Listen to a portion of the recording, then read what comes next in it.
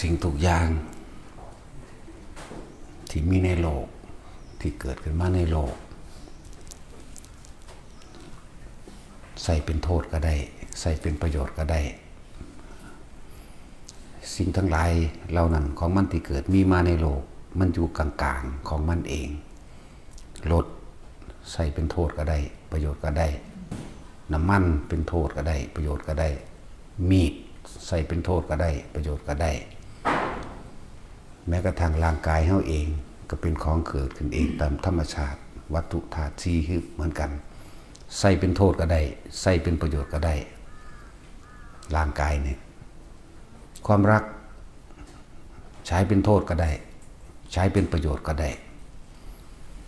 ว่ามีดใส่เป็นโทษแบบใดก็เอาไปหาขาคนก็ได้ปนจีก็ได้มีดเอาไปทำประโยชน์เพื่อผู้อื่นก็ได้จังว่าของทุกอย่างในโลกมันเป็นของมันที่มันมีของมันอยู่จังสันมันมีของมันอยู่แบบนั้นมันเกิดของมันอยู่แบบนั้นทุกสิ่งทุกอย่างขึ้นอยู่กับใจเฮาต่างหากขึ้นอยู่กับใจเฮาเด้อใจดวงใดที่บ่ประกอบไปด้วยความจริงคือธรรมบ่เป็นสัมมาทิฏฐิใจดวงนั้นเป็นโทษใส่ของที่มีอยู่เป็นมีดก็ใส่ไปทางที่เป็นโทษทำลายรถก็ใส่ไปทางที่เป็นโทษเอาไปขนของหลักก็ได้เอาไปส้นค้นก็ได้หลายอย่างที่เอาไปใส่ทางเป็นโทษคนที่บ่มีธรรมสะสมไว้ในใจใส่ทุกสิ่งทุกอย่างโดยแล้วแต่เป็นโทษแก่ตนเองการทำร้ายผู้อื่นก็คือการทำร้ายตัวเองให้โทษกับตัวเองนี่แหละจังว่าร่างกายมันก็เป็นของกลางอยู่แล้วมันเป็นธาตุทั้งสี่ประกอบกันเขาซื้อได้ดินน้ำไฟลมใจต่างหากเป็นผู้เขามายึดทุกสรรพสิ่งในโลกเป็นโทษก็ได้เป็นประโยชน์ก็ได้ขึ้นอยู่กับการใส่ของเฮาเองเด้อจังว่าคนที่มีธรรมจึงจักเข้าใจสิ่งนี้จึงจักเข้าใจคำว่าอุเบกขาอุเบกขานี่บ่แม่นปล่อยว่างลักษณะว่าปล่อยปะละเลยบ่สนใจให้รู้ว่าสิ่งนี้เป็นโทษสิ่งนี้เป็นประโยชน์แต่ว่าใส่โดยไม่ยึดมีด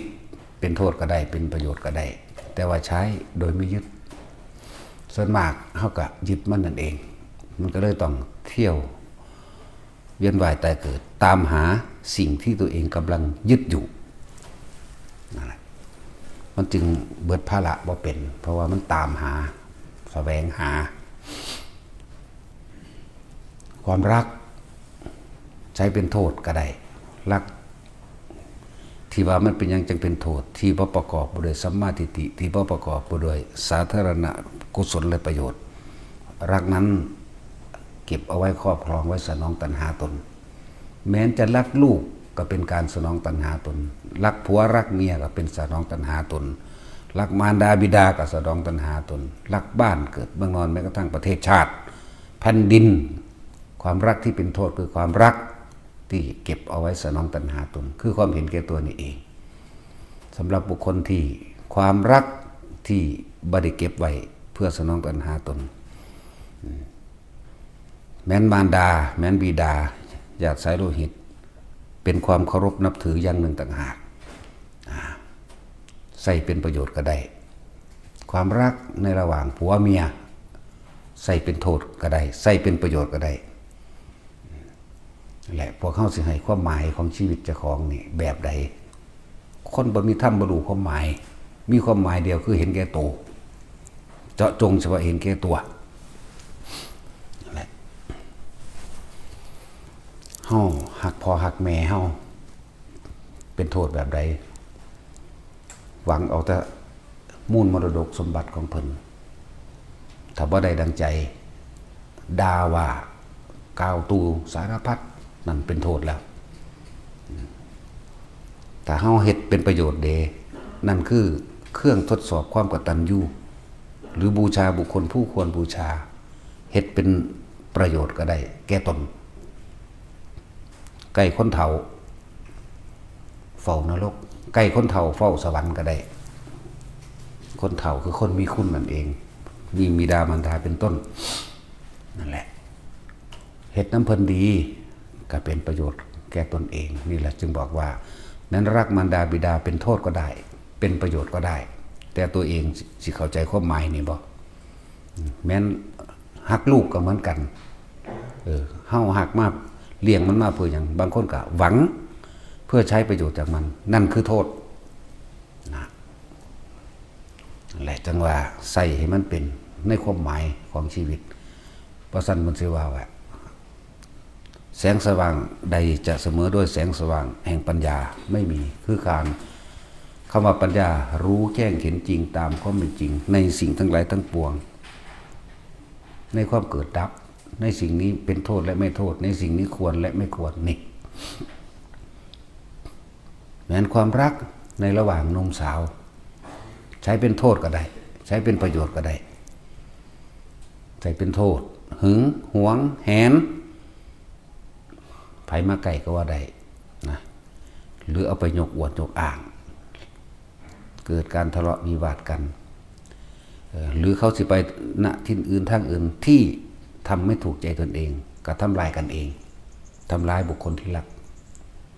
แต่ความรักนี่ทำลายคนทั้งโลกก็ได้สร้างคนทั้งโลกก็ได้ดุจดังว่าความรักของพระพุทธเจ้าเฮากับพระนางพิมพาศาสนานี้เริ่มต้นขึ้นมาด้วยความรักแต่ในความรักนั้นไม่ปรารถนาการครอบครองแม่นางสุมิตรามาขอเป็นผู้ร่วมรักร่วมเดินทางร่วมกันพระพุทธเจ้าเฮาบ่ได้บอกว่าเธออย่าพูดว่าร่วมสุขกับเราเธอจงพูดว่าร่วมทุกข์กับเราเพียงถ่ายเดียวแค่นั้นพอข้าพเจ้าจะขอเป็นคู่บารมีของท่านเพื่อร่วมสุขร่วมทุกข์กับท่านเปิ้นเบรกเลยเธออย่าพูดว่าร่วมสุขเธอจงพูดว่าทุกข์อย่างเดียวก็พอนี่นั่นแหละเพราะความรักของเพิ่นไม่ได้ปรารถนาการครอบครองแต่เอาไว้เพื่อที่จะสร้างประโยชน์ร่วมกันนั่นแหละความรักที่มีประโยชน์เป็นคู่สร้างหนทางแห่งความจริงหนทางแห่งความรู้สร้างหนทางให้ออกจากการเวียนว่ายตายเกิดสร้างหนทางเพื่อให้สัตว์ทั้งหลายเดินตามในการพ้นทุกข์ออกจากความเวียนว่ายตายเกิดความรักฆ่าคนอื่นก็ได้ให้แสงสว่างกับคนอื่นก็ได้นี่แหละว่าจังว่าทุกสิ่งทุกอย่างมันเป็นของกลางมันว่างอยู่จังนั้นโลกนี้เป็นเอกนาโถเป็นหนึ่งที่เลือกได้เลือกชั่วก็ได้เลือกไม่ชั่วก็ได้เลือกร้ายก็ได้เลือกดีก็ได้แต่คน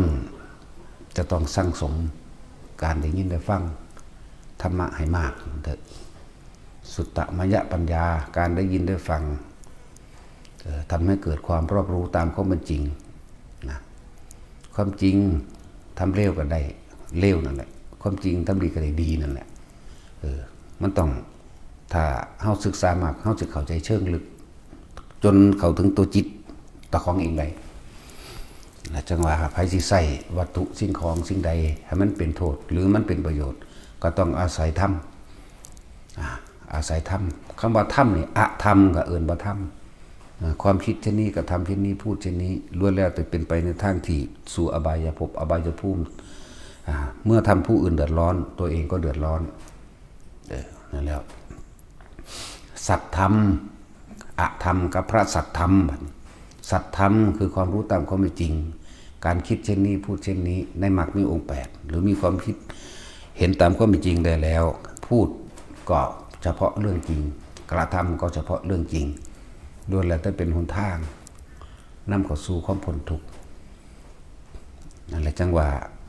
ทุกอย่างมันมีของมันอยู่จังสันในโลกนี้พวกเข้าไปยึดมันเองแต่พวกเข้าที่ใส่มันไปแบบใดเท่านั้นฮะแม้แต่ร่างกายนี่ก็เป็นของโลกเด้ร่างกายนี่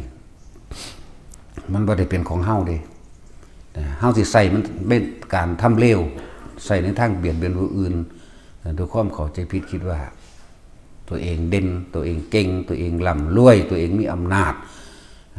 แล้วก็ข่มเหงล้วนแล้วแต่ใส่ร่างกายนี่เป็นโทษเพราะสุดท้ายแล้วมันก็กลับมาให้โทษที่ใจตัวเองเหมือนเดิมแต่ใส่ร่างกายให้เป็นประโยชน์เพราะความรู้เห็นพระสัทธรรมรู้สัจจะความจริงของโลก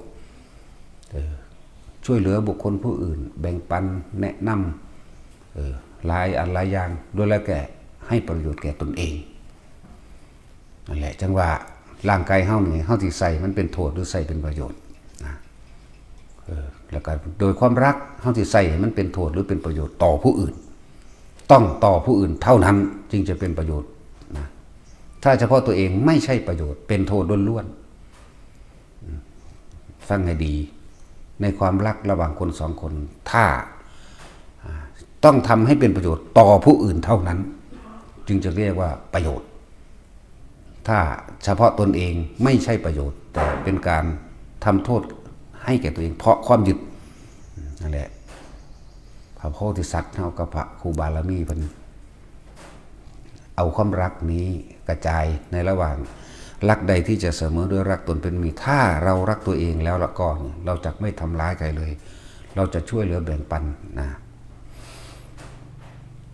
สิ่งดีๆกับคนอื่นให้เป็นประโยชน์กับผู้อื่นแล้วก็เป็นคติเป็นตัวอย่างให้กับบุคคลผู้อื่นอนุชนรุ่นหลังสัตว์เกิดภายหลัง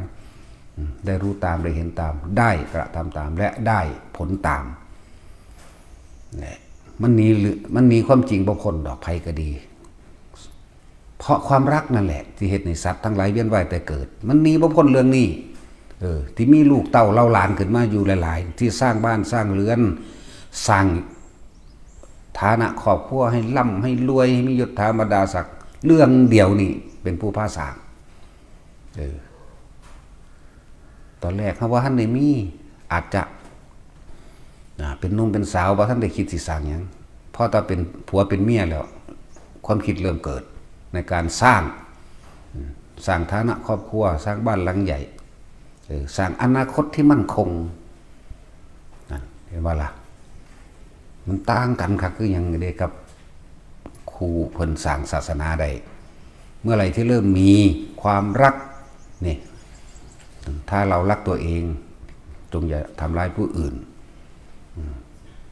เราจะช่วยเหลือผู้อื่นแต่เราจะใช้ความรักของเราเองเนี่ยช่วยเหลือผู้อื่นแนะนำคนสองคนพาผู้อื่นกระทำดีนี่ต่างหากนี่บ่พ้นเรื่องนี้สิแก้เท่าชรากับปานใดกับช่างหนีบ่พ้นเรื่องนี้เรื่องความรักกามราคะนี่แต่เขาเปลี่ยนความรักใคร่เกิดกลายเป็นความเมตตาโดยอาศัยคำว่ารักใดที่จะเสมอด้วยรักตนไม่มีถ้าเรารักตนเองแล้วก็เราจะไม่ทำร้ายคนอื่นเราจะช่วยเหลือเราจะแบ่งปันในทานในศีลทานช่วยเหลือการแบ่งปันนะศีลไม่ทำร้ายเบียดเบียนผู้อื่นให้เสียชีวิตและทรัพย์สินเนกขมะเราจะข่มใจจากความร้ายๆความไม่ดีของบุคคลผู้อื่นกระทบกับทางเราเนี่ยข่มใจเพื่อที่จะเป็นผู้นำเป็นตัวอย่างปัญญาเพราะเรารู้แจ้งโลกสัตว์โลกเกิดเพราะความเห็นแก่ตัวอาศัยความรักอาศัยความเป็นคู่แล้วก็ยึดติดตระกูลกูลูกกูผัวกูเมียกูตระกูลพ่อตระกูลแม่ไหลเข้าสู่แผ่นดินกูนั่นแหละถ้าเฮาฮู้ความจริงดังนี้จงเพียรพยายามกระทำตัวเองทั้งคู่ให้เป็นคติตัวอย่างหมายถึงบุคคลที่จะสร้างความรักนั่นแหละแต่ว่าสร้างประโยชน์ใช้ร่างกายของตนเองเนี่ยแล้วถือรวมสองหัวใจนี่เป็นหนึ่งเดียวรวมสองดวงใจนี่สือว่ามันจะรอรวมเป็นหนึ่งเดียวกันได้มันบ่แม่นธรรมดายากที่สุดคือการเกิดของพุทธศาสนานั่นแหละการเกิดของพุทธศาสนาเป็นของยากต้องอาศัยบุคคลสองคนก่อนเป็นผู้ตั้งตนจังว่าแต่ละคนบ่เว้าเรื่องนี้ก็บ่ได้ที่มีพระทรงองค์เจ้าก็เกิดจากความรักของพระนางพิมพากับเจ้าพระเจ้าสิทธัตถะเฮาเพิ่นเฮ็ดเป็นตัวอย่างให้พวกเฮามาแต่ว่าพวกเฮาอาจจะบ่รู้เชิงลึกแต่สมัยตั้งต้นพุ่นล่ะพวกเฮาบ่รู้เชิงลึก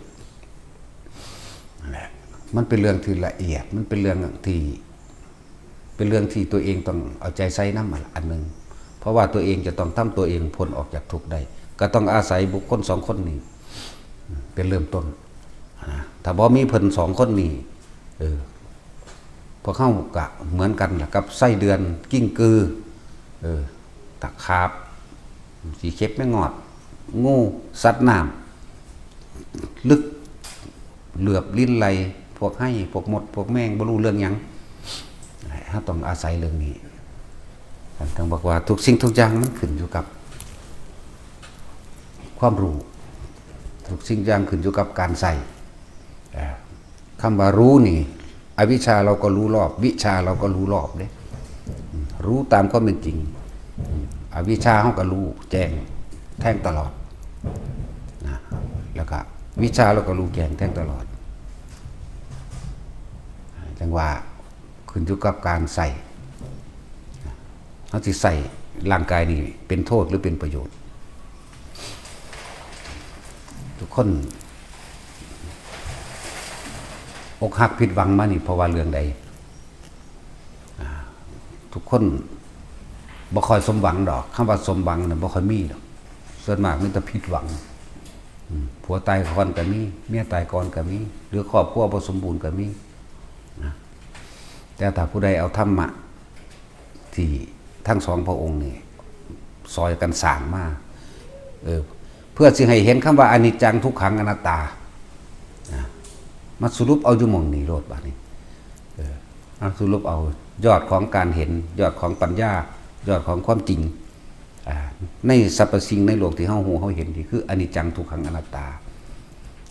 ยอดแห่งความคิดคือปล่อยวางเฮาสิใส่เป็นโทษหรือเป็นประโยชน์ต่างหากนี่ยอดตัวภายในมันนั่นแหละ